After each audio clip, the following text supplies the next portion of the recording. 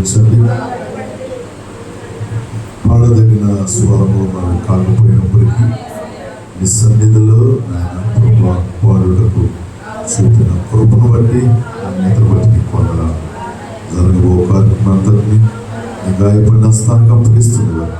మీరే ఘనత మహిమ ప్రభావం పొందుకోమని యేసు పరిశుద్ధ నామం నడుచున్నాం తండ్రి. మనం నిలిచిబడదాం. దావీదు రాసిన కీర్తనలు 35వ అధ్యాయాన్ని చదువు.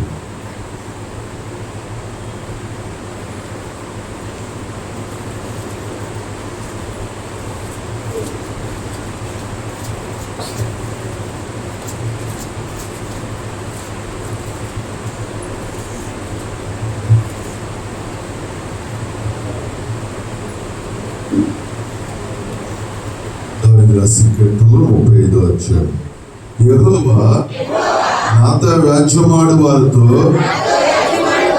వ్యాజ్యమాడుము, నాతో పోరాడు వారితో పోరాడుము. కేడెమును గాలును పట్టుకొని నా సహాయముకై లేచి నిలువుము. ఈట దూసి నన్ను తరుము వారిని అడ్డగింపుము. నేనే నీ రక్షణని నాతో సెలవిమ్ము. నా ప్రాణము తీయగోరు వారికి సిగ్గును అవమానము కలుగును గాక. నాకు కీడు చేయ ఆలోచించువారు వెనకకు మళ్లింపబడి లజ్జపడుదురు గాక. యెహోవా దూత వారి పారదోలును గాక. వారి గాలికి కొట్టుకుపోవు పొట్టు వలె ఉందురుగాక. యెహోవా దూత వారిని తరుమును గాక. వారి త్రోవ చీకటై జారుడుగా ఉండును గాక. నన్ను పట్టుకోవడం వల్లని వారు నిర్నిమిత్తముగా గుంటలో తమ వలగొట్టురి. నా ప్రాణము తీయవల్లని నిర్నిమిత్తముగా గుంటతో విరి. వాడికి తెలియకుండా చేటు వాడి మీదకు వచ్చునుగాక. తన ఒడ్డిన వలలో తానే చిక్కబడునుగాక. వాడు ఆ చేటులోనే పడునుగాక. అప్పుడు యెహోవా యందు నేను హర్షించుదును, ఆయన రక్షణ బట్టి నేను సంతోషించుదును. అప్పుడు యెహోవా నీ వంటి వాడెవడు?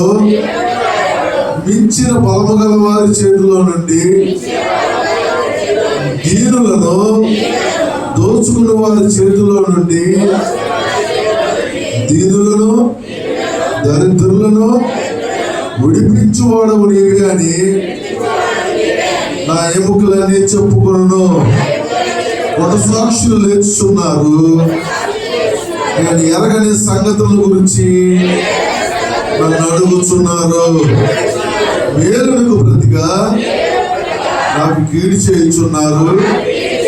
నేను దిక్కు లేని వాడినైతిని. వారు వ్యాధితో ఉన్నప్పుడు గోనె పట్ట కట్టుకొని ఉపవాసము చేత నా ప్రాణమును ఆయాసపరుచుకుంటుని. అయినను నా ప్రార్థన నా ఎదలోకి తిరిగి వచ్చి ఉన్నది. అతడు నాకు చెలికాడైనట్టు సహోదరుడైనట్టు నేను నడుచుకుంటుని. తన తల్లి మృతులందినందున దుఃఖ వస్త్రములు ధరించుకున్న వాళ్ళై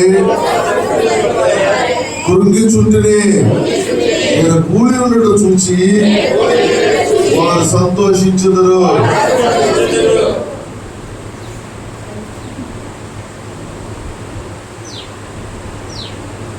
నీచులు నేను ఎరగని వారును నా మీదగా కూడి వచ్చి మానక నన్ను నిందించేది.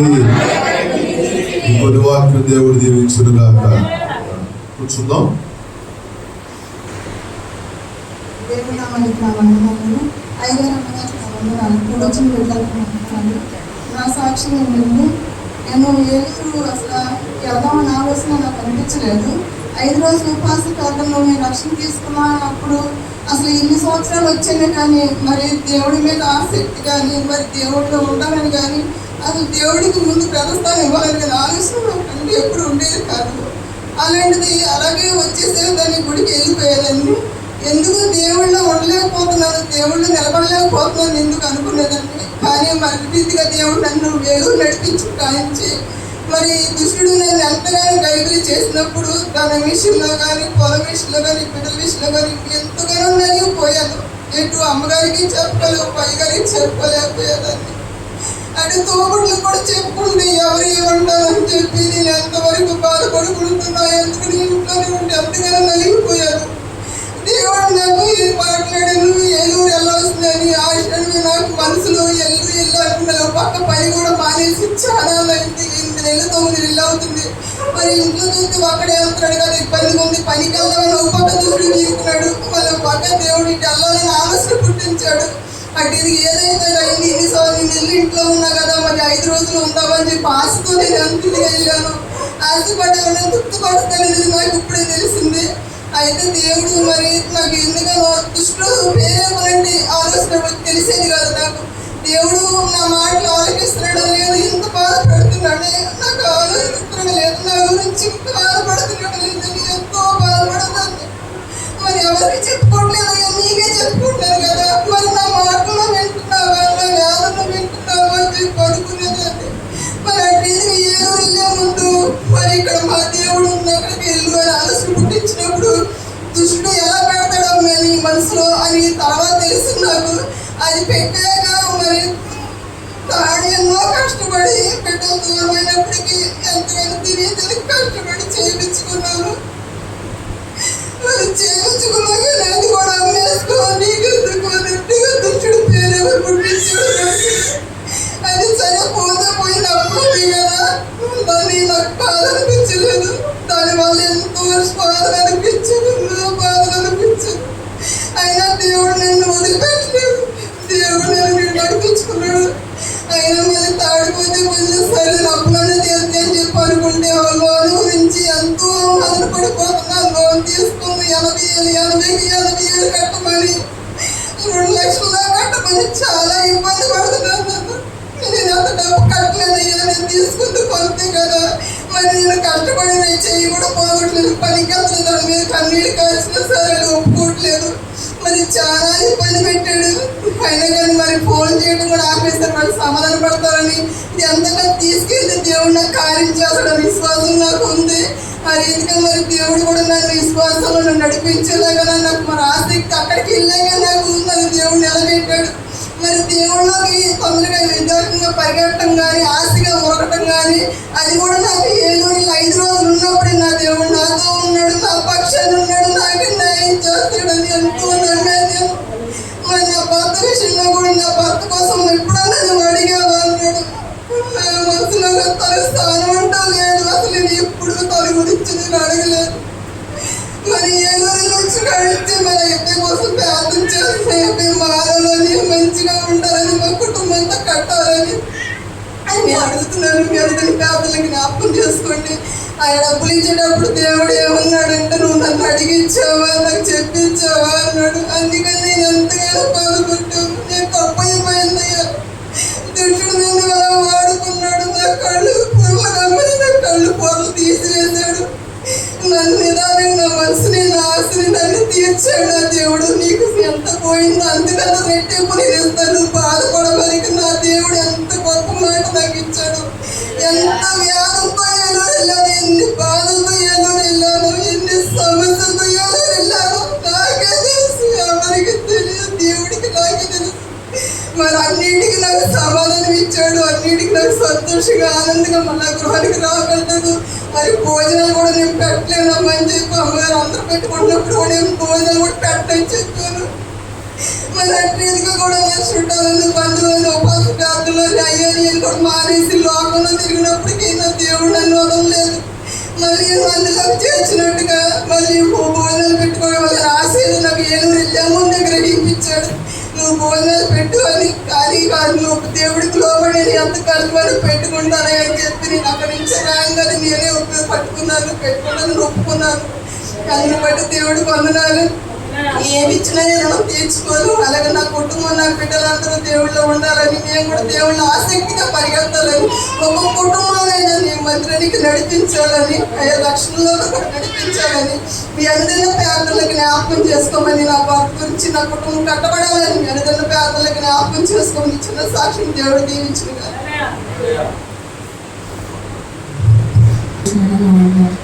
సాక్ష్యం ఏంటంటే, నేను బాప్టిజం తీసుకోకముందు నాకు పీరియడ్స్ ప్రాబ్లం వచ్చింది. అప్పుడు ఒక 1 మంత్ బాగా అయిపోయింది. నేను హాస్పిటల్కి వెళ్ళాను, నాకు ఎక్కడా తగ్గలేదు. నేను 2 డేస్ ఇక్కడ ఉపవాస ప్రార్థనలో నేను ప్రేర్ చేసుకున్నప్పుడు నాకు తగ్గిపోయింది. నాకు దేవుడు స్వస్థతనిచ్చాడు. దానికోసం నేను మళ్ళీ బాప్టిజం తీసుకున్నాను, రక్షణ తీసుకున్నాను. ఆ తర్వాత నుంచి 4 ఇయర్స్ 5 ఇయర్స్ అయిపోతుంది, ఎప్పుడు నాకు ఈ ప్రాబ్లం లేదు. నేను రీసెంట్గా చెన్నై వెళ్ళినప్పుడు కూడా నాకు ఏ ఆపద లేకుండా దేవుడు నన్ను కాపాడాడు. కానీ ఏమైందంటే లాస్ట్ ఫిబ్రవరి మంత్లో డేట్ వచ్చింది, 20 డేస్ అయిపోయింది, అసలు తగ్గట్లేదు. ఎందుకో తెలియట్లేదు. నేను తగ్గుతుందిలే అని చెప్పి అలా వదిలేశాను. అయినా అది ఇంకా తగ్గలేదు. ఆ తర్వాత ఏమైందంటే వామిటింగ్స్, మోషన్స్, స్టమక్ పెయిన్ అన్నీ కలిసి వచ్చేసి అసలు నాకు అదంటే చాలా భయం. నేను అప్పుడు చాలా సిక్ అయిపోతానని, నేను చూసుకోలేను, నా పక్కన ఎవరు లేరు చూసుకోవడానికి. నేను అక్కడ ఒక్కదాన్ని అయిపోయాను. నాకు అక్కడ హాస్పిటల్ ఏం తెలియదు, ఎలా వెళ్ళాలో తెలియదు. అని దేవుడే నాకు ఉంటున్నాడు. దేవుడే దగ్గరికి పంపించాడు, నా దగ్గరికి పంపించి హాస్పిటల్కి తీసుకెళ్ళాడు. అక్కడ వాళ్ళు సెలైన్ పెట్టినప్పుడు సెలైన్ కూడా కక్కేసి ఏమైపోతుందో, ఏం జరుగుతుందో నాకేం తెలియట్లా. నేను వాళ్ళతో చెప్పాను, నా వల్ల నేను ఇంటికి వెళ్ళిపోతానని చెప్పినప్పుడు నాతో పాటు ఒక అబ్బాయి వచ్చి నన్ను విజయవాడ దాకా దింపి తను వెళ్ళిపోయాడు. మళ్ళీ దాన్ని బట్టి దేవుడికి స్తోత్రం. దేవుడే అబ్బాయికి మనసు ఇచ్చి పంపించాడు. ఆ తర్వాత నేను హాస్పిటల్కి వెళ్తే వాళ్ళేమో హాస్పిటల్లో అడ్మిట్ చేయాలి, సిలైన్ పెట్టాలి, కడుపులో ఏం బాగాలేదు, ఏదేదో చెప్పారు. నాకైతే ఏం భయం వేసిపోయింది. ఏంటో తెలియట్లా, ఏం జరుగుతుందో తెలియట్లా. అయ్యగారు చెప్పాయా నా వల్ల అవ్వట్లేదు, భయం అవుతుంది అంటే, అయ్యగారు ఏం భయపడకమ్మను ప్రార్థన చేసుకోని చెప్పి అన్నారు. అది అయిపోయిన తర్వాత మళ్ళీ విజయవాడలో హాస్పిటల్కి వెళ్ళి అక్కడ టాబ్లెట్లు ఇచ్చారు. ఆ టాబ్లెట్లు కూడా నాకేం తగ్గలేదు. అయినా కానీ ఇంకా ఓవర్ బ్లీడింగ్ అవుతుంది. పోయిన ఆదివారం అయినా ఇక్కడ నా మీద చేతులు వేసిన నా కోసం ప్రార్థన చేసినప్పుడు నాకు పూర్తి స్వస్థత వచ్చింది. నేను ఎంత 15 రోజులుగా ఉన్నా, కూర్చుంటే నడువు నొప్పి, నుంచుంటే కాళ్ళు నొప్పులు. ఎందుకు నాకు తెలియట్లేదు. దేవాలని అవసరాన్ని అదే ఎందుకు దేవునికి నొప్పులు వస్తే నా వాళ్ళు కావట్లేదు, దేవాన్ని భరించలేకపోతే కాసేపు మోకాలు చేసి ప్రార్థన చేస్తే మోకాలు నొప్పులు వస్తాయి. దేవా ఎందుకు దేవా అని చెప్పి నేను ఎంతగానో బాధపడ్డాను. కానీ అయ్యగా నా మీద చేతులు ప్రార్థన చేయగానే నాలో ఉన్న బలం మొత్తం పోయింది. దేవుడు గొప్ప బలాన్ని ఇచ్చాడు. దేవుడు నా రక్తస్రావాన్ని కట్టాడు. దాన్ని బట్టి దేవునికి ఏమన్నా నేను ఇంకా నమ్మకంగా ఉండలేకపోతున్నాను, నేను ఇంకా ప్రార్థన చేసుకోలేకపోతున్నాను. నా కోసం ప్రార్థన జ్ఞాపకం చేసుకోండి. నేను అక్కడ ఉండలేకపోతున్నాను, నేను అందుకని ప్రార్థన చేసుకుంటాను. నా కోసం మీరు కూడా ప్రార్థన చేయండి. నేను ఇక్కడ నాకు మంచి ఉద్యోగం దొరికేలాగా నేను మళ్ళీ ఇక్కడికి వచ్చేసి ఈ పరిచర్యలో తిరిగేలాగా నాకు ఎంతగానో ఆసక్తి ఉంది. దేవుడి సన్నిధికి రావాలి, దేవుడితో ఉండాలి అని చెప్పి. కానీ నా వల్ల అవ్వట్లేదు. అక్కడ చెన్నైలో జాబ్ వల్ల నా వల్ల అవ్వట్లేదు. మీరు మీ అనుదిన ప్రార్థనలో జ్ఞాపకం చేసుకుని నా కోసం ఇక్కడ ఉద్యోగం వస్తే నేను ఇక్కడ పరిచర్యలో తిరగడానికి, సన్నిధికి రావడానికి నువ్వు చాలా మంచిగా ఉంటుంది. దాన్ని బట్టి దేవుడికి ఎంతగానో నేను మొరపెడుతున్నాను. మీరు కూడా జ్ఞాపకం చేసుకోమని చిన్న సాక్ష్యం దేవుడు దీవించుకుంటాడు.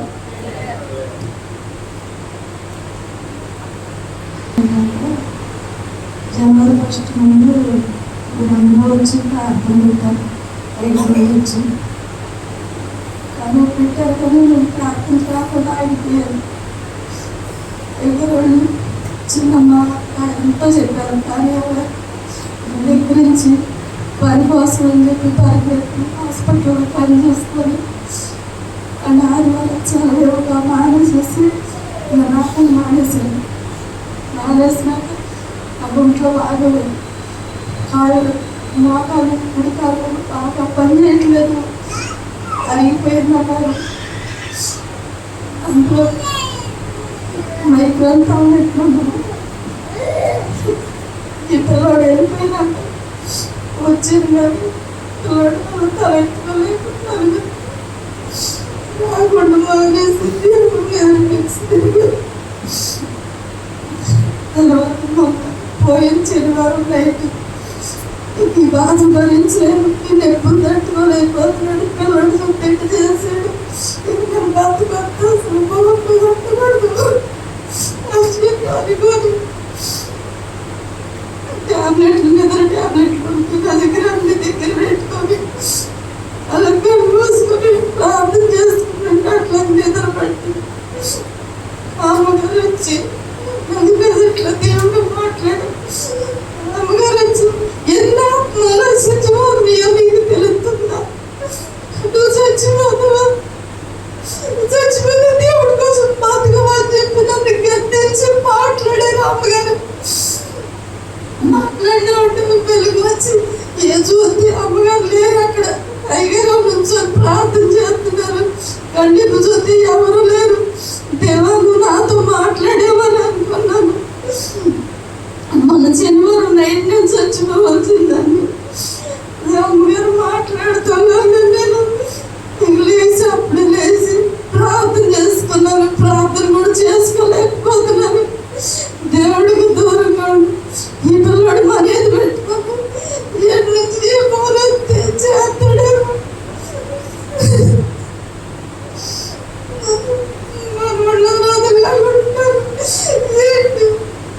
అందరూ నాకు తెలుసు అంటారు. నాకు ఏమో తెలియదు, అంతా దేవుడికి తెలుసు అనుకున్నా వదిలేసి అనుకున్నాను. దేవుడు మాట్లాడాడు నాతో. మాట్లాడినాడు నాకు ఎక్కడ జరిగింది. నేను అమ్మగారు మాట్లాడుతానే ఇక నేను చచ్చిపోకూడదు, ఎవరి కోసం మొరపెట్టాలో. ఇదివరకు ఇట్లా మొదట్లో ఆసక్తి నాకు ఇవ్వండి అయ్యా, మొదట్లో దేవుడి కోసం ఎట్ట తిరిగానంట బతుకుతో నాకు దారి చూపించండి అని చెప్పి దేవుడిని పెట్టుకొని నేను ఇక నాకు నైట్ అంతా నిద్ర బాగాలేదు. నిద్ర బాగా ఎప్పుడు తెల్లారితే ఎప్పుడు దేవుడి మందిరంలోకి రావాలి, అయ్యగారు చేత ప్రార్థన చేయించుకోవాలి. 4ంటికి లేచి బయలుదేరి 5ంటికల్లా బస్సు ఎక్కి వచ్చేసాను ఇక్కడికి. అయ్యగారు నాకు చేసి ప్రార్థన చేసినప్పుడు ఏమి చెప్పలేకపోయాను. స్వస్థతను ఇచ్చాడు దేవుడు. అలాగే నేను దేవుడిలో నిలబడాలని అదే నేను ఆ రైతులు చచ్చిపోదాం అనుకున్నా. కానీ నేను దేవుడిని అనుకోబట్టి దేవుడు నన్ను బతికించాడు. తర్వాత మా అమ్మల చెల్లెలు కొడుకు అదే రకంగా మొదటి చచ్చిపోయాడు మొన్న ఆదివారం. నేను దేవుళ్ళో ఉండబట్టి దేవుడు నన్ను బతికించాడు. కానీ దేవుళ్ళో లేరు కాబట్టి విగ్రహారాధన కాబట్టి వాడు చచ్చిపోయాడు. నేను అదే అనుకున్నాను, దేవా నేను నీళ్ళు ఉండకు నన్ను బతికించావయ్యా. కానీ వాడు దేవుళ్ళో లేరు, లోపల ఉండబట్టి వాడు చచ్చిపోయాడు. నాకంటే చిన్నోడైనా అనుకున్నాను, ప్రార్థన చేసుకున్నాను.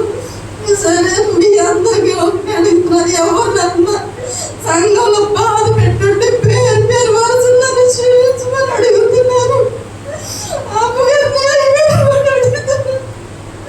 వాళ్ళ వాడికి ఎంతవరకు ఎదిరించారు కానీ అయ్యగారు ఎన్నోసార్లు చెప్పారు, అమ్మను పట్టు కదమ్మ దేవుడు మందిరంలో ఉండమ్మ దేవుడు కారణం చేస్తాడని చెప్పిన కానీ నేను అనుకోకుండా వాళ్ళు ఎంతో తూక్కు పెట్టి బాధ పెట్టి నన్ను క్షమించాడు.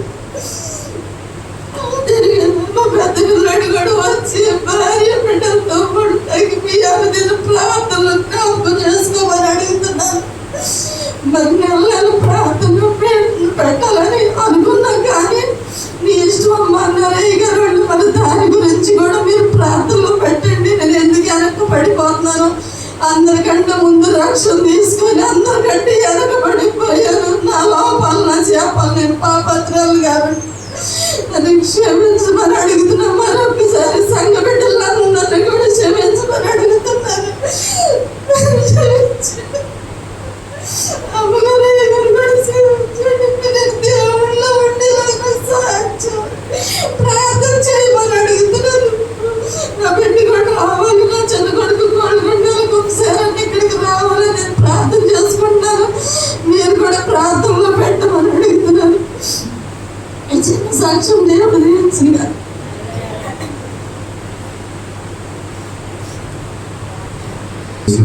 సమస్తమందరం కూడా వందనాలు.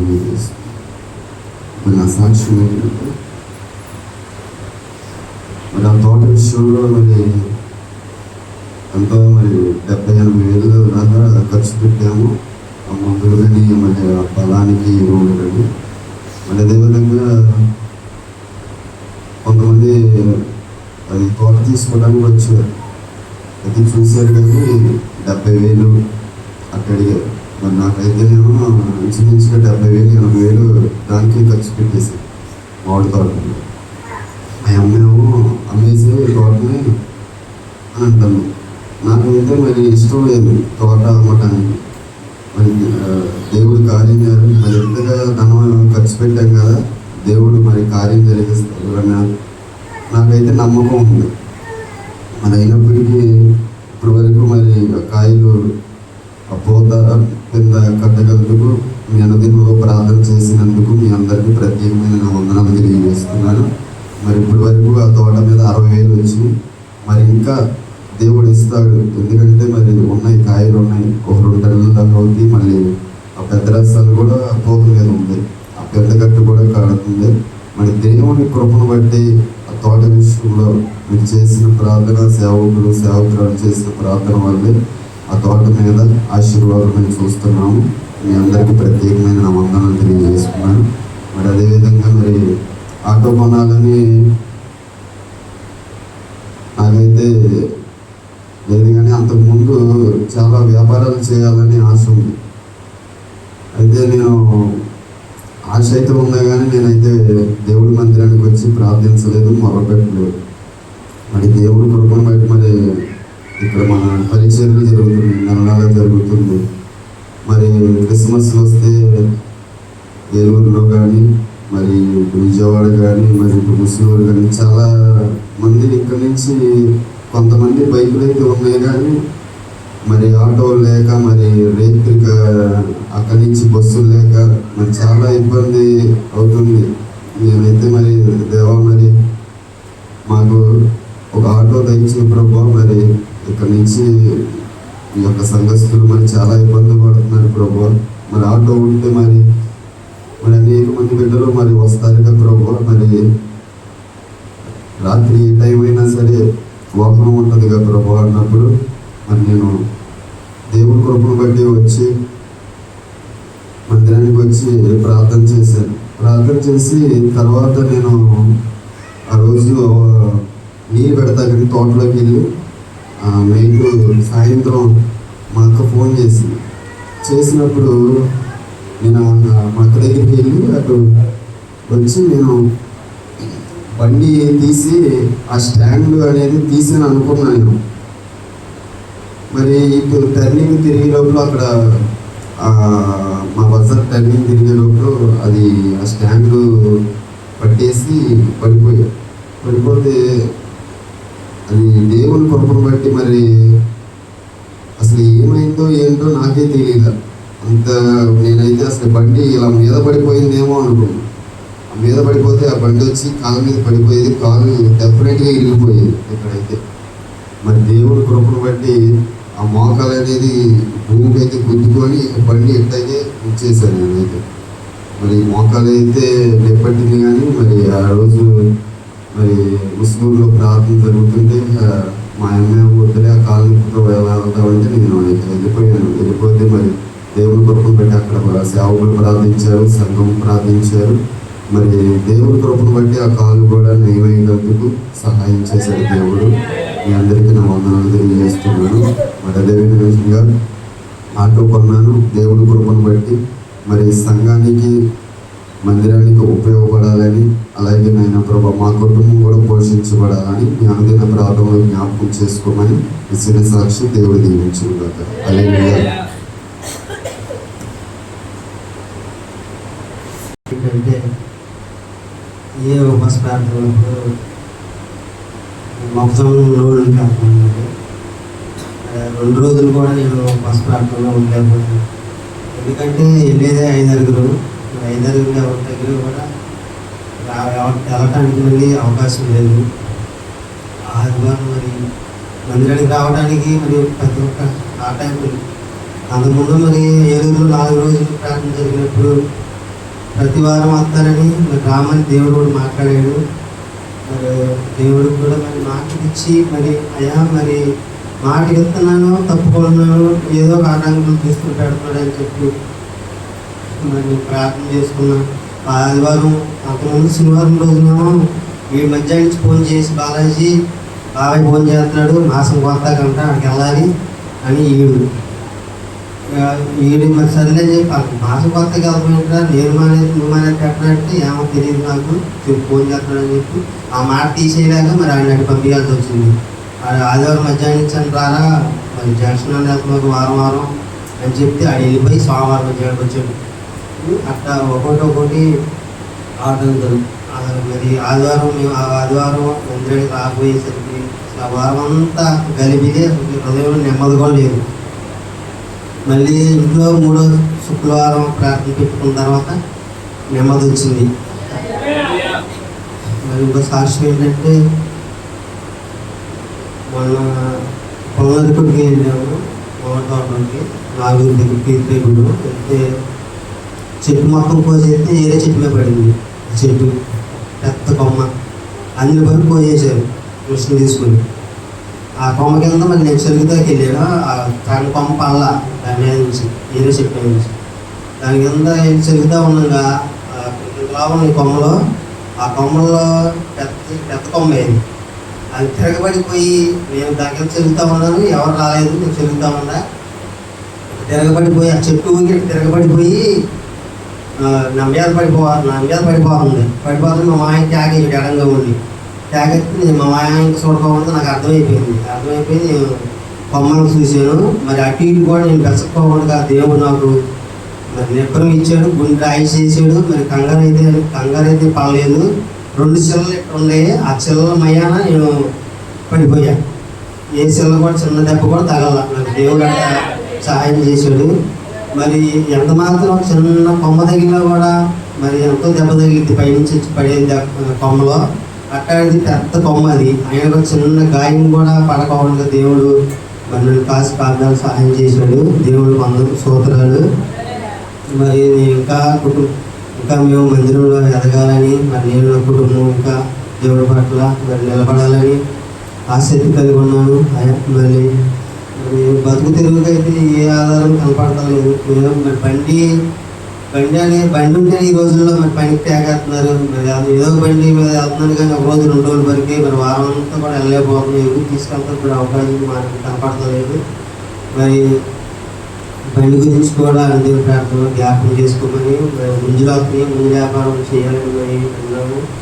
మరి అందరూ ప్రార్థనలో జ్ఞాపకం చేసుకున్నాము. మరి ప్రతి ఆదివారం కూడా నేను నా కుటుంబం మందిరంలో ఉండాలని అందరూ ప్రార్థన జ్ఞాపకం చేసుకున్నాను. ఇప్పుడు మరి అయ్యగారు అమ్మగారు ప్రార్థన వల్ల, ఈ సంఘటన ప్రార్థన వల్ల మరి ఈ స్థితిలో ఉన్నామంటే, మందిరంలో ఉన్నామంటే దేవుని ప్రార్థన ద్వారా కానీ దేవుని నమ్మకం అన్నారు. మీ అందరూ అన్నారు. చిన్న సాక్షి దేవుడు జీవించారు. నీ కృపలో నీ దయలో వారిని జ్ఞాపకం చేసుకోండి అయ్యా. మీరు నిలబెట్టండి ప్రభా. అయ్యా మీరు నిలబెట్టకపోతే ఎవరు కూడా నిలబడలేము. కానీ ప్రభా మాటికి మేము పడిపోకుండా, లోకంలోకి వెళ్ళకుండా, నీ నామానికి అవమానకరంగా మేము జీవించకుండా అయ్యా, ఎప్పుడైతే నాయన యేసు రక్తంలో మేము కడగబడిన ప్రభా పాప క్షమాపణ పొంది మారు మనసు అనుభవంలోనికి మేము వచ్చాము. అట్టి మారు మనసును, అట్టి యొక్క అనుభవాన్ని దినదినము మేము మార్పు చెందుటకు నాయన మీరు కృప చూపించండి బాబు. అయ్యా నీకు స్తోత్రాలు నాయన. చెప్పి నేను కనపరిచిన ప్రతి ఒక్క బిడ్డని కూడా అయా మరి ఎక్కువగా నాయన మునుపటి కంటే మరి అధికమైన విశ్వాసంతో నాయన బిడ్డలు మీరు తృప్తిపరచండి నాయన. అయా వారి ఆశ కలిగిన ప్రాణాన్ని మీరు తృప్తిపరిచి నామానికి మహిమ తెచ్చుకోమని యేసు నామములో అడుగుచున్నాం తండ్రి. ఆమేన్. హల్లెలూయా, హల్లెలూయా. మనందరం లేచి నిలబడిన